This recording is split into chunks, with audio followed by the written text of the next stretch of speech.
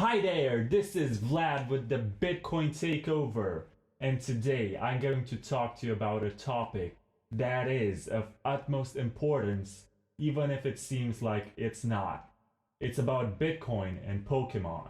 And I know what you're thinking right now. You look at me, and you see me in this 8-bit texture with this filter and this background behind me, and you think that I'm some sort of nerd who played too much Pokemon Go on his phone and then ended up being teleported into this 8-bit universe with pixelated buildings and backgrounds and all of this. But the truth is that there are lots of similarities between Bitcoin and Pokemon. So let me show this to you again.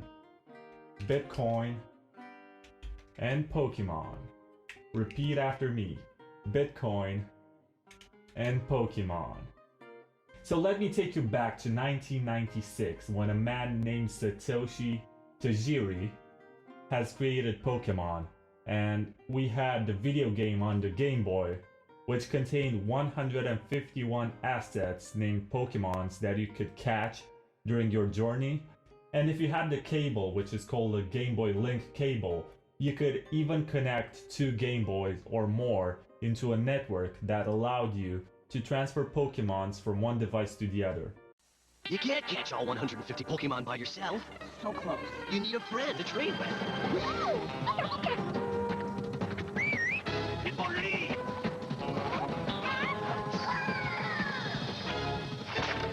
So you can grab a link cable and a friend with a Game Boy, and with both packs, you can catch them all. So if that's not a peer-to-peer way of transferring value, then I have no idea what is. And then you had the video game, which was adapted into a television series, and the cartoon had a main character whose name was Ash for Western audiences, but in Japan his name was actually Satoshi. So all of a sudden you have all of these common elements, but it goes deeper than that. You have hardware wallets, which can be like pokeballs, and then you have pokedexes that can be explained just like full nodes.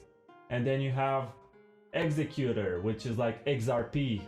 And then you have Far-Fetched, which is like the Craig Wright story.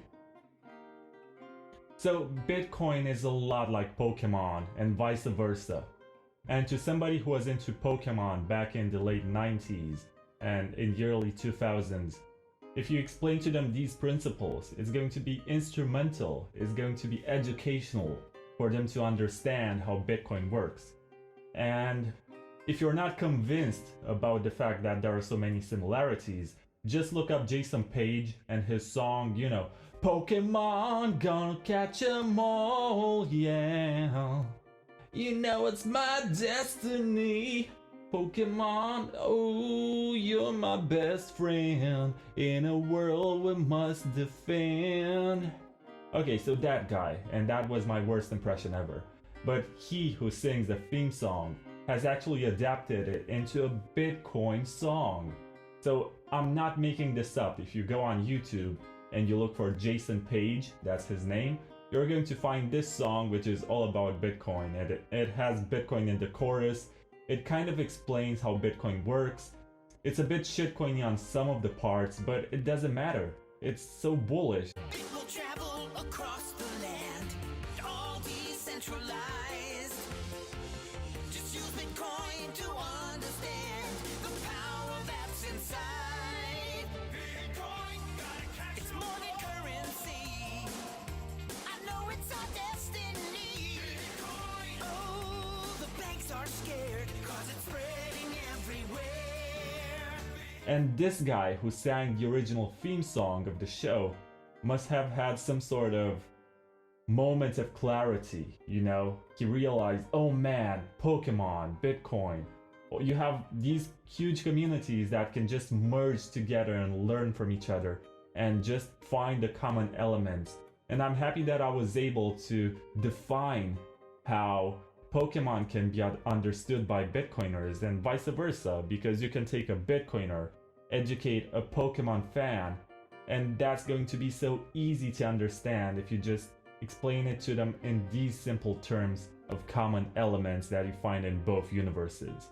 If you think that you don't have enough resources to go into depth with this explanation, then you're in luck, my friend, because you're going to find in the description below 2 articles that I wrote.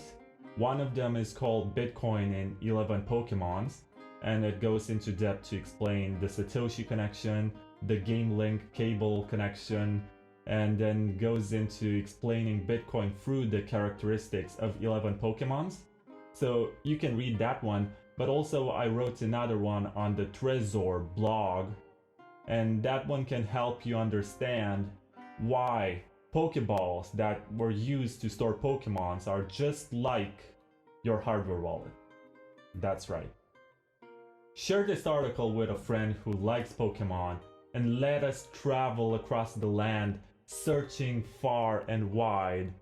Teach Pokemon and Bitcoiners to understand the power that's inside.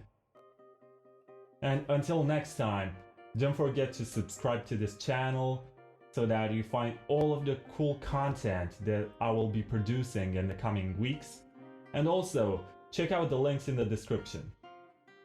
And if you'd like to support my channel and you like what I'm doing and you like these small improvements that I'm bringing to each new episode, and you can see all of this crazy 8-bit stuff, then you can make me a donation in Bitcoin, and you have an address in the description. And you can also donate me some dirty and criminal and blood-stained fiat through Patreon. And you can give me $1 a month, and you're going to have access to my private and very obscure channel on Telegram. And you're going to get some updates on my work, and we get to talk, and maybe we can do some hangouts once in a while so we can talk about the state of the project. But other than that, thank you for watching. I'll see you next time. Keep on playing Pokemon and stacking Bitcoins.